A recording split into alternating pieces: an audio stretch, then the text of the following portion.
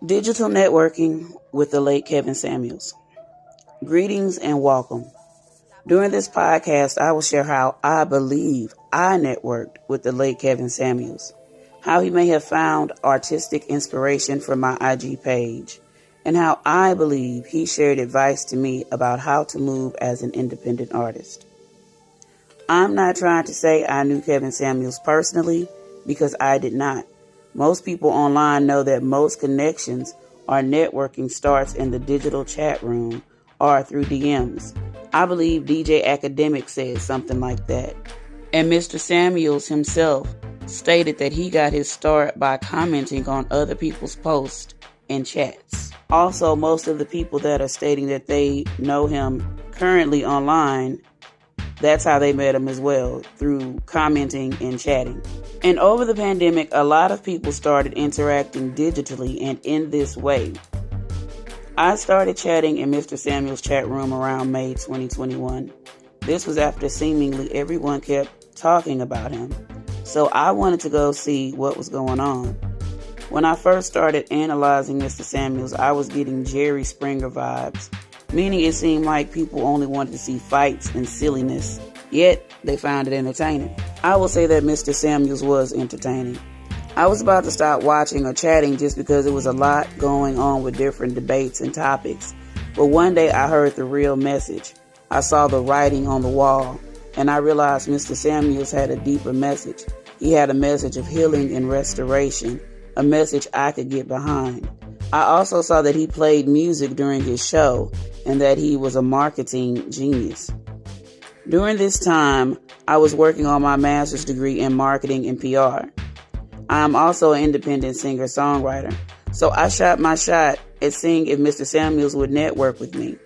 I joined Mr. Samuels' Patreon, and on one of his Patreon posts, he asked everyone why they were there. I told Mr. Samuels I was there to network and share ideas. I started to notice that Mr. Samuels acknowledged me. I noticed that he'd read my comments or say things from my IG. This leads me to my next point, one that I will further discuss during my marketing thesis, From Music to Marketing. You can follow my Patreon link in bio or the description box. My question is, how do you know when someone is following your social media page? You know because they want you to know. People can follow you without actually subscribing or hitting the follow button. And I believe a man like Mr. Samuels seems like he'd vet someone before letting them into his networking space. I would share feedback on some of the shows with Mr. Samuels, and I showed support through encouragement. But I believe what actually caught Mr. Samuels' attention was my elevator pitch. I will discuss what an elevator pitch is during my thesis, From Music to Marketing. You can follow this series by joining my Patreon. The link is in my bio description. Mr. Samuels would always talk about communication degrees and sometimes marketing degrees. He pretty much said they were useless. My pitch was more of a question. I asked Mr. Samuels why he spoke against those degrees when he was successfully using the skills to build his platform. The next thing that stood out to me was when Mr. Samuels presented the two mannequins. It stood out to me because I had a photo on my IG of me sitting in front of a multicolored mannequin, along with other artwork, statues, painting, and graffiti. I told Mr. Samuels that the first mannequin was a beautiful representation of modern women, beautifully flawed. When Mr. Samuels presented the second mannequin, it was bare. I suggested to Mr. Samuels that he put jewelry on the mannequin because the image of jewelry would stand out to women. I sent him a few ideas of what would work, and it looked like he used the idea. I told him to put a necklace on the second mannequin so that it would stand out. At this point, I created a SWOT analysis on Mr. Samuels. I created a SWOT analysis on a few people that I followed and interacted with. I was trying to apply what I'd learned. What is a SWOT analysis? I will discuss what a SWOT analysis is during my thesis, From Music to Marketing. The link is in the description or the bio.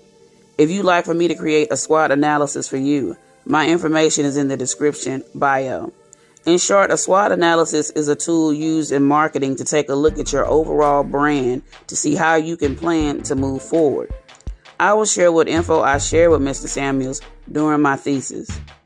Also, while I respect Mr. Samuels, he will only be a part of my thesis, not the entire thing.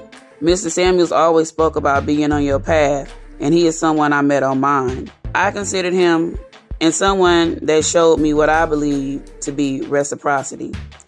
I consider him a digital friend. I will discuss digital friendships in my master's thesis. I had to stop chatting. Chatting can be fun sometimes, but sometimes it's better just to watch. This chat room could be calm, but it could also be intense.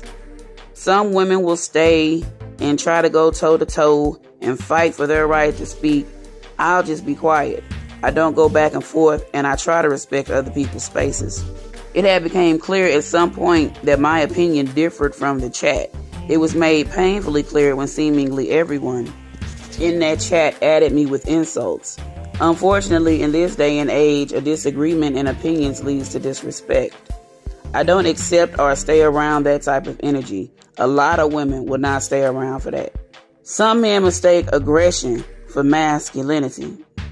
After this incident, I let Mr. Samuels know in private that I'd have to leave the chat and my reasons. I let Mr. Samuels know I'd overstayed my welcome and that unfortunately, I'm not a yes man. I was attacked for making a truthful statement.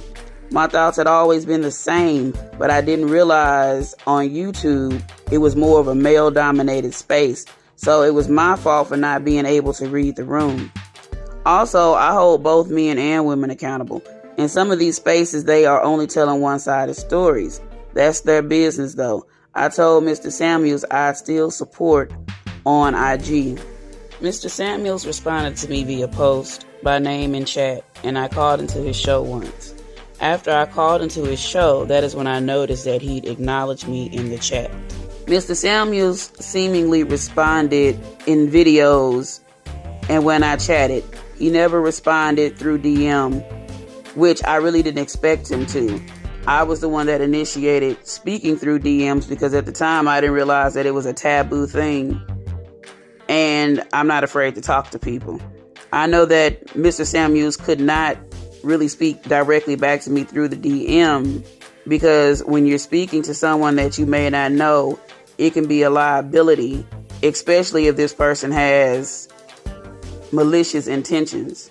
We live in a day and age where people will say anything to get ahead, but that's not how I move because I'm not desperate and simply because I don't have to. In the message, I let Mr. Samuels know that it's not like he really talked back to me because at this point in time, I was trying to network, and outside of the responses in the chat or mentioning me by name in the chat, that was pretty much it. And then when I called into the show, so after my message to Mr. Samuels, that's when I saw the photos on the television screen.